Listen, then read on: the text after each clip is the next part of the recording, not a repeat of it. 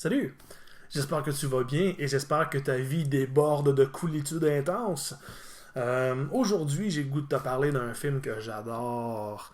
C'est un film qui est très important pour moi parce que c'est un des premiers films d'horreur que j'ai vu dans ma vie. Euh, je suis incapable de vraiment dire c'est lequel le premier. C'est trop vague, c'est trop loin.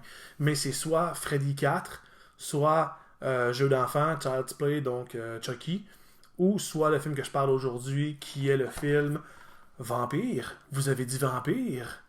En anglais, Fright Night. Excellent film. Excellent film. Euh, c'est un des rares films que je vous parle qui est en français. Si vous achetez l'édition DVD sur Amazon, je pense qu'il est comme 10-15$. La version DVD, il y a la version française dessus. Je pense que l'édition Blu-ray l'a pas. Mais DVD, il l'a, fait que ça vaut la peine. Ce film-là est réalisé par Tom Holland, qui a d'ailleurs réalisé Child's Play, donc jeu d'enfant que je parlais au début. Et Chris Sarandon, qui joue également dans Jeu d'enfant, joue dans ce film-là aussi. Donc, Chris Sarandon, qui est un excellent acteur, qui a joué dans des classiques du style Jeu d'enfant, Vampire, vous avez dit Vampire, mais aussi The Resurrected. Sentinel, c'était bon aussi. Il a joué dans The Princess Bride, qui est plus sur ça, c'est plus une comédie. Je pense La Princesse Bouton d'Or en français. Film de comédie très drôle, j'ai bien apprécié. Donc, Chris Sarandon est un excellent acteur qui a beaucoup de range et qui peut jouer beaucoup de choses très différentes. Ouais. Il y a également Roddy McDowall qui joue dedans, qui a été connu surtout avec La planète des singes. Et il a joué aussi dans un film, je pense que c'est The Haunting qui s'appelle, je suis pas sûr. C'est basé sur le livre The Haunting, mais je me rappelle plus si le titre c'est The Haunting. Mais c'était vraiment très bon aussi, un excellent film. Super bon acteur, beaucoup de range encore une fois. Son personnage là-dedans, il est vraiment juste cool. Moi je l'adore, il est vraiment particulier. L'histoire du film, c'est que on suit l'adolescent Charlie Brewster, qui est un adolescent normal. Il vit dans une maison avec sa mère. Sa mère, d'ailleurs, est un personnage très cool. J'adore sa mère. Elle est comme vraiment juste sympathique. Et dans le fond, il vit une vie normale adolescent avec ses amis, avec sa blonde Amy et son ami Ed. Ed, en anglais, il est surnommé Evil. En français, c'est Démon. Parce qu'il tripe ses films d'horreur. Et dans le fond, un jour, la maison voisine de chez Charlie se fait acheter par deux hommes. Et un jour, Charlie entend un hurlement dans la maison d'à côté. Avec une petite investigation, il se rend compte que l'un des habitants à côté de chez lui est un vampire. Et qui est très dangereux parce qu'il tue de nombreuses personnes. Alors, Charlie essaye de convaincre tout le monde que il y a un vampire qui habite à côté de chez eux, mais tout le monde le prend pour un dingue ou qui niaise ou qui a vu trop de films dans sa vie. Hein. Fait que personne ne le croit. Et il essaye alors de recruter un acteur de vieux films d'horreur qui habite dans le même quartier que lui, ou du moins pas loin. Il essaie de le convaincre de venir se battre contre les vampires.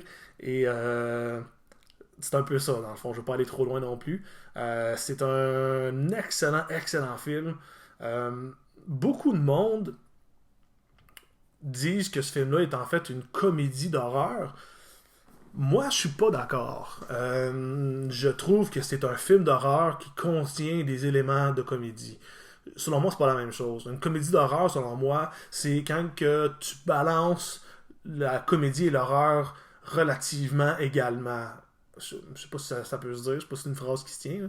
Mais genre, tu sais, des films comme Shaun of the Dead, des films comme Tucker and Dale vs. Evil, ou bien La main meurtrière, Idlelands avec Devon Sawa, ça, selon moi, c'est une comédie d'horreur. C'est vraiment les deux au même niveau ou très proches, tu sais.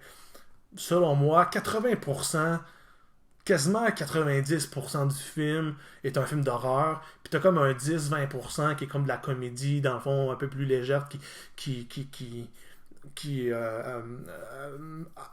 pas amoindrit, mais qui lâche un peu de tension dans le film. C'est mon avis. Donc, il y a des gens qui seraient peut-être pas d'accord avec moi, mais moi, je trouve que c'est vraiment un film d'horreur qui contient des éléments humoristiques. Euh, c'est un film que je trouve incontournable pour tous les fans de films d'horreur, c'est un film à voir absolument.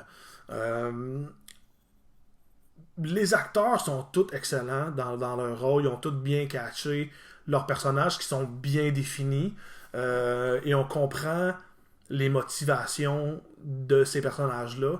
Donc ça nous fait sentir plus proche d'eux. William Ragsdale, qui fait le personnage de Charlie, est vraiment très bon. Donc autant quand il veut... quand tu comprends pas sa rage, mais sa détermination à tuer le vampire, tu comprends pourquoi. Mais quand il est complètement perdu et qu'il est apeuré, totalement affolé, ben tu l'achètes tout de suite. Tu crois à l'existence de ce gars-là dans la vraie vie et aux gens qui l'entourent aussi. Je trouve ça vraiment cool. L'histoire aussi, je trouve ça vraiment original. Surtout que si on part. Le film a été fait quoi? C'est en 80? 85? Mais surtout les films de vampires, années 60-70, c'était majoritairement des films où que le vampire était en Europe, qui habitait des gros châteaux, puis c'était comme un peu à la Hammer, justement, où t'as comme des gros trucs gothiques un peu. Puis ça s'était pas vu souvent que les vampires étaient comme si proches de la modernité, si proches de la vie de tous les jours. Ça a amené quelque chose de vraiment différent, surtout à l'époque, ça a été un vent nouveau. Et c'est intéressant parce que ça a été un succès inattendu, le film. Les producteurs c'est pas qu'ils n'avaient pas confiance en le film, mais je me rappelle qu'ils travaillaient sur d'autres films plus importants selon eux. Fait que le réalisateur Tom Holland a dit souvent que lui était très content de ça parce qu'il y avait la carte blanche sur Fright Night. Il y avait personne qui checkait ce qu'il faisait, donc il pouvait faire ce qu'il voulait. Donc le film est vraiment le film qu'il voulait faire. Fait que, ça, je trouve ça vraiment nice. Puis le film, justement, quand il est sorti, tout le monde a été surpris parce que personne l'a vu venir. Fait que ça a vraiment fait un énorme succès. Un des points majeurs du film, selon moi, c'est les effets spéciaux.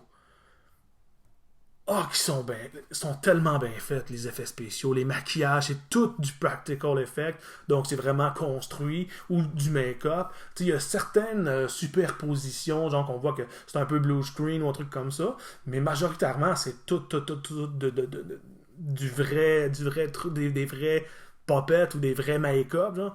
Puis c'est hallucinant. Je veux juste parler de deux scènes, je veux pas dire de spoiler parce que j'aime pas ça, c'est pas mon genre. Fait que je vais essayer de rester le plus vague possible là, quant au personnage. Mais, un moment donné, là-dedans, les vampires peuvent se transformer en loup ou en chauve-souris. Et un moment donné, il y a un vampire qui est transformé en loup qui attaque un personnage. Le personnage se défend et blesse l'autre gravement. Et t'as comme une espèce de scène de transformation du loup jusqu'à la version homme humaine de ce vampire-là. Cette transformation-là est complètement hallucinante. Là. C'est vraiment, vraiment malade. Mon Dieu, excusez-moi. Tu sais, ce qui est fou, c'est que la transformation est très lente et elle a de l'air tellement douloureuse. À un point tel qu'on se met à se sentir mal pour le vampire. Tu sais, c'est un vampire, c'est un méchant, il veut tuer le monde. Mais quand il se transforme puis qu'il agonise, moi, j'ai toujours trouvé cette scène-là super rough. Puis ce qui est le fun là-dedans, c'est que le personnage qui l'a blessé réagit exactement de la même manière. Où il s'est défendu, c'est une créature démoniaque, mais de la façon que le personnage agonise, le gars, il le regarde puis il se met à pleurer quasiment, puis il est comme, oh mon Dieu, que ça a de l'air genre la pire chose qui peut arriver à quelqu'un. Puis les effets sont comme ça coche, là. C'est incroyable. Très bonne scène. L'autre scène que je veux mentionner, c'est la scène avec le shark mouth qu'on appelle, l'espèce de vampire avec la grosse bouche. Je vais juste prendre une petite pause, ok? Est-ce qu'on peut prendre juste un moment pour admirer l'absolue coolitude ultime de ce poster-là? J'ai de la misère à trouver un angle, là, mais de même, j'adore cette pochette-là. Qu'elle est belle. Qu'elle est cool. L'espèce de maison isolée, le personnage tout seul isolé avec l'espèce de nuage vampire, avec les têtes de monstres. Malade. Je veux dire, j'aimerais ça avoir un cadre de ça sur mon mur. J'aurais l'impression que ma vie est réussie.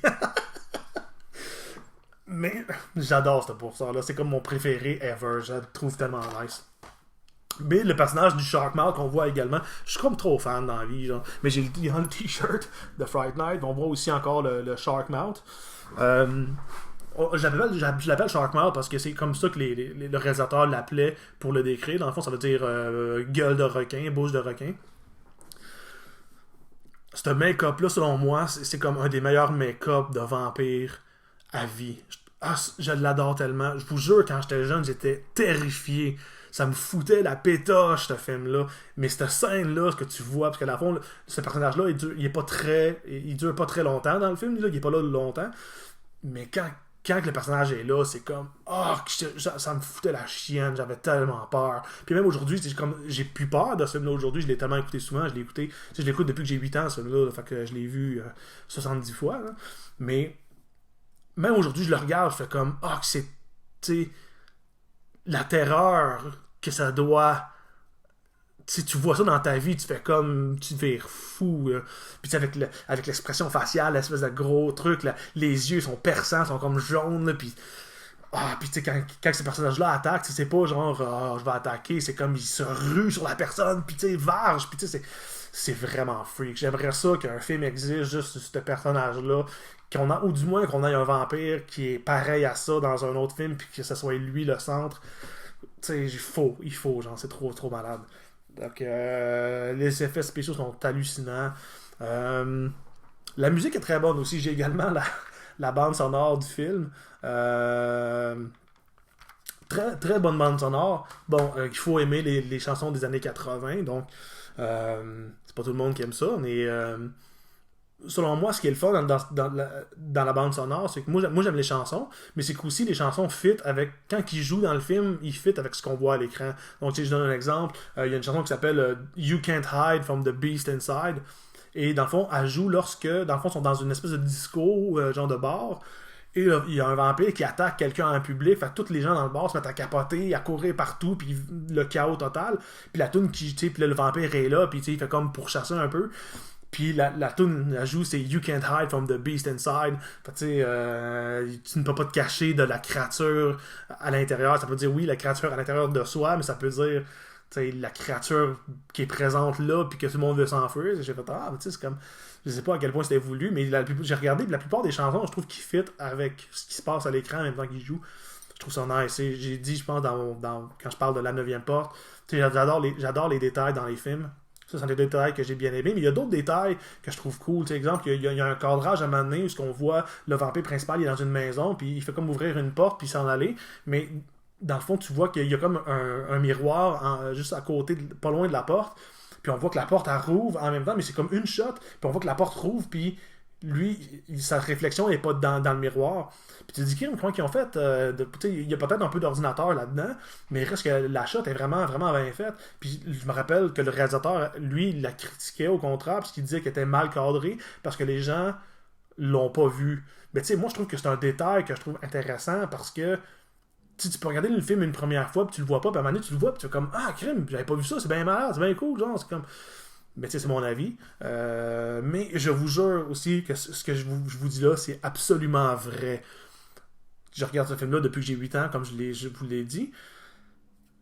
J'ai remarqué quelque chose il y a 2 jours que j'avais jamais remarqué avant. Genre. Mais peut-être que tout le monde l'a remarqué sur la planète Terre, puis je suis juste le dernier à l'avoir remarqué. Là. C'est très possible. Là. Mais c'est qu'au début du film, la première shot du film, c'est comme la caméra est comme dans le quartier, puis elle se promène, puis maintenant elle voit la maison de Charlie, puis elle monte, puis elle s'en va dans la fenêtre de sa chambre. Elle rentre dedans, puis on voit qu'il y a un film qui joue à la télé. C'est un film de Peter Vincent, l'acteur qui a fait des films des années 50 à peu près. Et dans le fond, le film, il joue, il y a une vampire qui vient pour mordre quelqu'un. Là, lui, il s'interpose, il fait comme « halte, créature de la nuit! Je suis Peter Vincent, le tueur de vampires! » Puis il fait comme lever un pieu, puis il a comme son marteau dans les mains. Mais j'ai remarqué que le pieu est à l'envers. Tu sais, il est pas du bon bord. Fait que tu sais, c'est comme, s'il veut tuer le vampire, ça marchera pas. Fait que moi, c'est sûr que c'est un gag, c'est sûr que c'est un clin d'œil, parce que tu sais, pour montrer un peu que ces films étaient cheap, puis que c'était comme, tu sais, du low production, là, c'était pas de la grande production, c'était comme, tu sais, cheap. Fait que c'est comme, j'ai trouvé que c'était comme nice. J'ai fait, ah, j'ai jamais remarqué ça avant, j'ai essayé de le reculer, je suis comme, ça a bien de l'air, que c'est comme à l'envers, c'est comme, tu sais, c'est nice, là, c'est une bonne affaire. Oui, tu sais, le film, comme je disais, est un incontournable pour tous les fans de films d'horreur. C'est un culte. Il faut absolument voir ça. Il y a eu des suites. Il y a eu une suite qui était avec l'acteur qui fait Charlie Brewster, William Ragsdale, et l'acteur qui fait Peter Vincent, Roddy McDowall, reviennent dans une suite. Toutes les autres personnages sont pas là, par contre. Moi, la suite, je l'ai un peu moins aimée. Je trouve qu'elle est comme moins originale, est moins pognante, la tension, je trouve qu'elle est moins bien construite. Puis c'est sûr que je l'ai vu beaucoup plus tard, donc il n'y a pas eu un impact autant que le premier, que j'étais terrorisé en l'écoutant à chaque fois que je l'écoutais. Donc le deuxième, moi, je l'aimais un peu moins. Après ça, plus tard, ils ont fait un remake avec Colin Farrell puis Anton Yelchin, ou je sais pas si c'est Yelchin ou Yelkin, qui est décédé malheureusement aujourd'hui. Mais le remake, encore une fois, c'est pas un film que j'aime particulièrement. Je trouve que les points positifs, c'est Colin Farrell là-dedans. Moi, je l'ai trouvé vraiment cool. Je trouvais qu'il y avait le rôle, à la fois du séduisant vampire, mais à la fois du menaçant. Je trouvais qu'il y a une scène à Mané où ce qu'il fait, je pense qu'il fait quelque chose à Charlie, puis Charlie il est comme, oh mon Dieu, qu'est-ce qui vient d'arriver? Puis lui, Jerry est comme chez eux, puis il fait comme rire, genre, puis la manière qu'il rit, je trouve que c'est comme, ah ouais, j'aime ce personnage-là. J'aime ce personnage-là. Des fois, je parle vite, puis je dis pas les mots comme faut. Puis Anton Yelchin, c'est comme un acteur que j'aime bien. Je trouve que, je le trouve sympathique, je le trouvais, mais je le trouve encore, en tout cas, il est décédé, malheureusement. Mais c'est un acteur que j'aime bien. Je trouve qu'il fait des films que je trouve intéressants. Donc, puis l'autre truc que j'aime aussi du remake, c'est qu'on a un caméo, celui Chris Sarandon qui fait le vampire Jerry Dandridge. Dans le fond, il y a un caméo dans le nouveau film où il est un trucker, je pense, ou un truc du genre, là, puis il apparaît genre 2 minutes, même pas. Là. Mais j'ai trouvé que c'était une nice touch. Après ça, ils ont fait un autre film qui est comme Vampire, vous avez dit Vampire 2, mais qui est comme censé suivre celui avec Colin Farrell, mais il suit pas, parce que dans le fond, c'est comme une espèce de remake du premier encore, mais dans un autre setting. C'est comme vraiment bizarre. Puis j'ai haï ce film-là, j'ai tellement haï ça. Ah, que j'ai détesté ce film-là. Par contre, j'aimais celle qui faisait la vampire principale, c'est une femme dans le deuxième. C'est une actrice que j'avais vue dans la série Spartacus, puis j'aimais bien cette actrice-là. Je trouve qu'elle a un côté sympathique, elle a quelque chose, genre, puis que je trouvais qu'elle était bonne, elle, mais le film, j'ai vraiment haï ça, genre. En tout cas, tout ça pour dire que j'ai fait un peu un espèce de gros tour, là. Mais Fright Night, Vampire, vous avez dit Vampire, est définitivement un film à regarder, que je vous conseille. Et sur ces divines paroles, rock and roll.